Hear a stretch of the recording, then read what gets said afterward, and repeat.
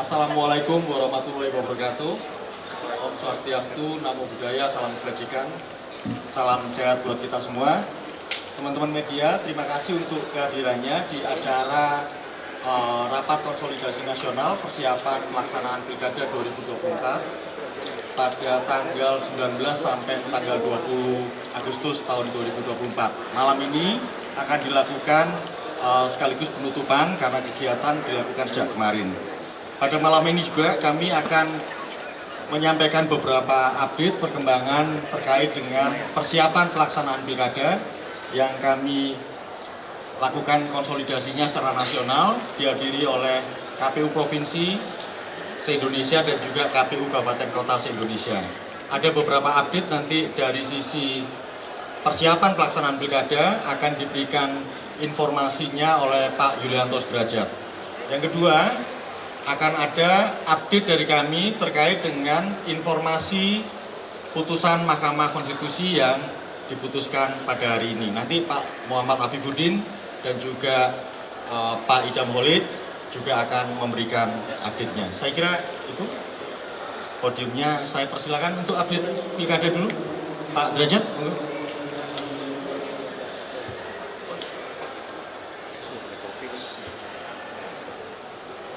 Baik, bismillahirrahmanirrahim. Assalamualaikum warahmatullahi wabarakatuh. Rekan-rekan media yang saya hormati, pada kesempatan ini kami ingin menyampaikan terkait dengan konsolidasi nasional penyelenggaraan Pilkada Serentak 2024. Seperti diketahui, pada tanggal 19 dan 20 ini KPU mengundang seluruh jajaran kami di tingkat provinsi dan tingkat kabupaten kota. Kami mengundang seluruh pimpinan, ketua dan anggota serta sekretaris di 38 provinsi dan seluruh kabupaten kota. Pada prinsipnya konsolidasi ini menegaskan bahwa KPU siap menyelenggarakan Pilkada Serentak 2024.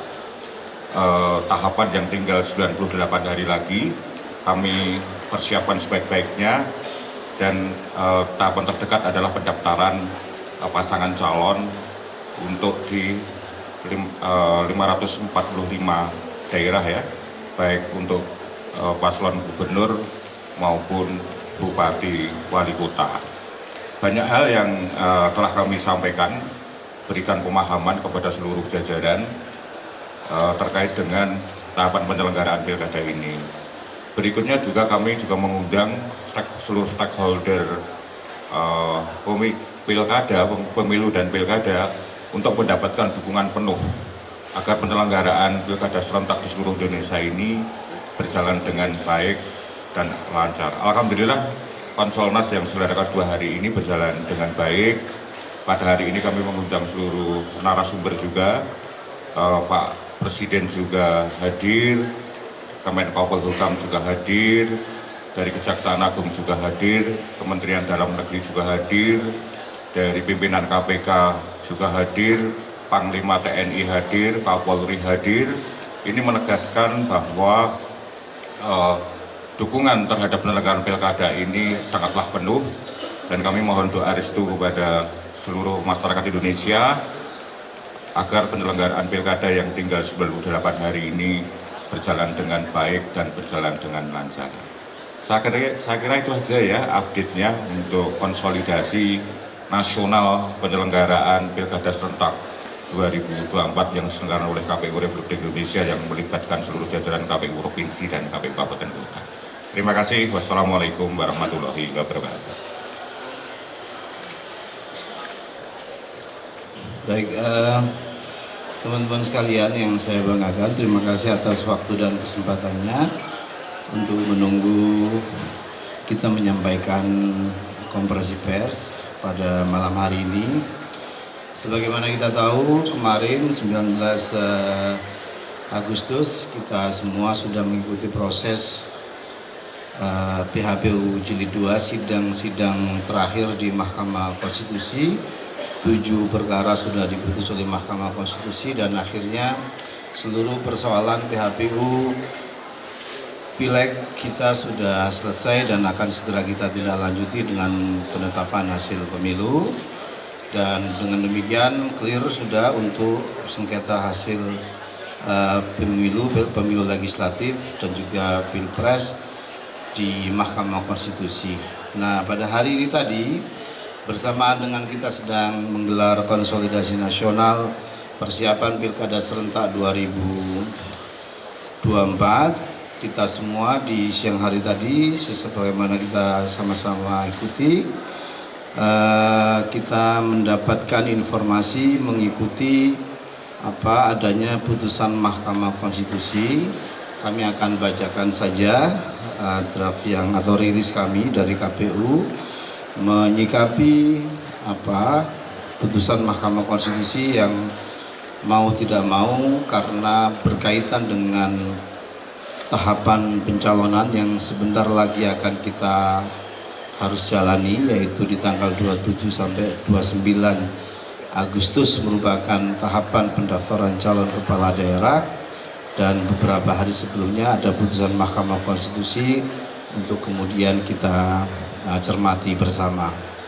Pada hari ini Selasa 20 Agustus 2024, Mahkamah Konstitusi telah membacakan putusan uji materi terhadap Undang-Undang Nomor 10 Tahun 2016 tentang perubahan kedua atas Undang-Undang Nomor 1 Tahun 2015 tentang penetapan peraturan pemerintah pengganti Undang-Undang Nomor 1 Tahun 2014 tentang pemilihan gubernur, bupati dan wali kota menjadi undang-undang pilkada yang akan berpengaruh terhadap tahapan pendaftaran pencalonan kepala daerah yang dilaksanakan 27 Agustus sampai 29 Agustus.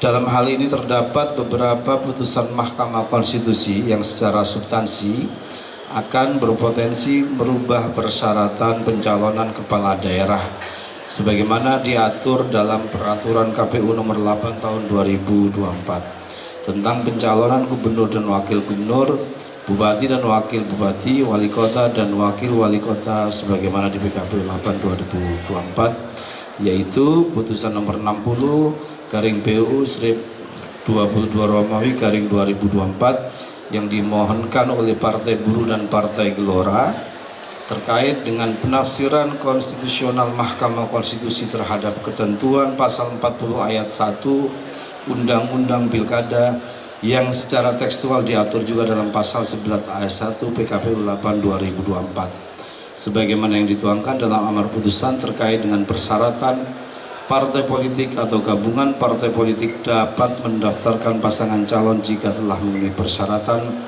perolehan paling sedikit 20% dari jumlah kursi Dewan Perwakilan Rakyat Daerah atau 25% dari akumulasi perolehan suara sah dalam pemilihan umum anggota Dewan Perwakilan Rakyat Daerah di daerah yang bersangkutan tidak mempunyai kekuatan hukum mengikat sepanjang tidak dimaknai partai politik atau gabungan partai politik peserta pemilu dapat mendaftarkan pasangan calon jika telah memenuhi persyaratan sebagai berikut. Untuk mengusulkan calon gubernur dan calon wakil gubernur, A. Provinsi dengan penduduk termuat dalam DPT sampai dengan 2 juta jiwa, partai politik atau gabungan partai politik peserta pemilu harus memperoleh suara sah paling sedikit 10% di provinsi tersebut. Provinsi dengan jumlah penduduk yang termuat dalam DPT lebih dari 2 juta jiwa sampai dengan 6 juta jiwa, partai politik atau gabungan partai politik harus memperoleh suara sah paling sedikit 8,5% di provinsi tersebut. C. Provinsi dengan jumlah penduduk yang termuat pada DPT lebih dari 6 juta jiwa sampai dengan 12 juta jiwa, partai politik atau gabungan partai politik peserta pemilu harus memperoleh suara sah paling sedikit 7,5% di provinsi tersebut. D. Provinsi dengan jumlah penduduk yang termuat DPT-nya lebih dari 12 juta jiwa, partai politik atau gabungan partai politik peserta pemilu harus memperoleh suara sah paling sedikit 6,5% di provinsi tersebut. Untuk mengusulkan calon bupati dan calon bupati, calon wali kota dan wali kota, A. Kabupaten kota dengan jumlah penduduk termuat pada DPT dengan 250.000 jiwa, partai politik atau gabungan partai peserta pemilu harus memperoleh suara sah paling sedikit 10% di kabupaten kota tersebut. B. Kabupaten kota dengan jumlah penduduk yang termuat pada daftar pemilih tetap 250.000 sampai dengan 500.000 jiwa. Partai politik atau gabungan partai politik peserta pemilu harus memperoleh suara sah paling sedikit 8,5% di kabupaten kota tersebut. C. Kabupaten kota dengan jumlah penduduk yang termuat pada daftar pemilih tetap lebih dari 500.000 sampai dengan 1 juta jiwa. Partai politik atau gabungan partai politik peserta pemilu harus memperoleh suara sah paling sedikit 7,5% di kabupaten kota tersebut. D. Kabupaten kota dengan jumlah penduduk yang termuat dalam DPT lebih dari 1 juta jiwa. Partai politik atau gabungan partai politik harus memperoleh suara sah paling sedikit 6,5% di kabupaten kota tersebut. Teman-teman sekalian, selain itu Mahkamah Konstitusi juga membatalkan pasal 40 ayat 3 Undang-Undang Pilkada yang mengatur dalam hal partai politik atau gabungan partai politik mengusulkan pasangan calon menggunakan ketentuan peroleh paling sedikit 25% dari akumulasi perolehan suara sah sebagaimana dimaksud pada ayat 1. Ketentuan itu hanya berlaku untuk partai politik yang berhak kursi di Dewan Perwakilan Rakyat Daerah yang secara tekstual diatur dalam pasal 11 ayat 3 PKPU 8 2024. Kedua, putusan Mahkamah Konstitusi nomor 70 PUU 22 Romawi garing 2024 terkait dengan persyaratan batas usia calon kepala daerah yang diatur dalam pasal 7 ayat 2 huruf C Undang-Undang Pilkada yang harus dipenuhi dalam proses pencalonan yang bermuara pada penetapan calon sebagaimana yang dituangkan dalam pertimbangan putusan Mahkamah Konstitusi di halaman 50. Sedangkan saat ini berdasarkan pasal 15 PKPU 8 2024 pemenuhan batas usia calon kepala daerah dihitung sejak pelantikan pasangan calon terpilih yang sebelumnya rumusan ketentuan tersebut merujuk pada putusan Mahkamah Agung nomor 23 garing P garing HUM garing 2024. Mengingat kedudukan putusan Mahkamah Konstitusi adalah self-executing, segera berlaku tanpa berubah undang-undang. Dalam hal ini, teman-teman sekalian, KPU mengambil langkah-langkah sebagai berikut. Pertama, kami akan mengkaji lebih detail lagi salinan putusan Mahkamah Konstitusi tersebut, lebih komprehensif lagi untuk memahami secara utuh persyaratan calon kepala daerah yang konstitusional pasca putusan Mahkamah Konstitusi.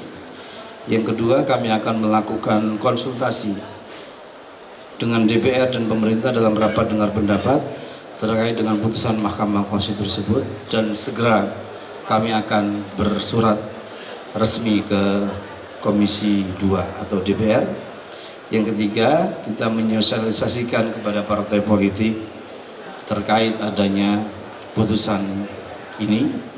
Yang keempat, tentu kami akan melakukan langkah-langkah lainnya yang diperlukan dalam rangka menindaklanjuti putusan Mahkamah Konstitusi sebelum tahapan pendaftaran calon kepala daerah dilaksanakan, termasuk melakukan perubahan PKPU 8 2024 sesuai dengan mekanisme pembentukan peraturan perundang-undangan. Ada konsultasi dan seterusnya tadi itu dengan memperhatikan tahapan dan jadwal pemilihan tahun 2024 sebagaimana tertera dalam peraturan KPU nomor 2 tahun 2024. Teman-teman sekalian, Bapak Ibu sekalian, artinya KPU sebagaimana yang sudah akan melakukan langkah-langkah yang memang sudah seharusnya kita lakukan, konsultasi, membahas dengan para pihak untuk kemudian mengkaji putusan Mahkamah Konstitusi yang memang dibacakan beberapa hari menjelang masa pendaftaran calon kepala daerah akan segera dimulai. Demikian sebagai tindak lanjut atau sikap KPU atas putusan Mahkamah Konstitusi pada hari ini. Untuk selanjutnya kami pasti akan menginformasikan hal-hal berkaitan dengan perkembangan tahapan pilkada, perkembangan pendaftaran calon kepala daerah, dan juga pastinya perkembangan tahapan-tahapan lainnya secara periodik nanti kita akan sampaikan ke teman-teman media. Selanjutnya kami persilakan teman-teman yang lain jika ada materi yang ditambahkan. Silakan Pak Idam.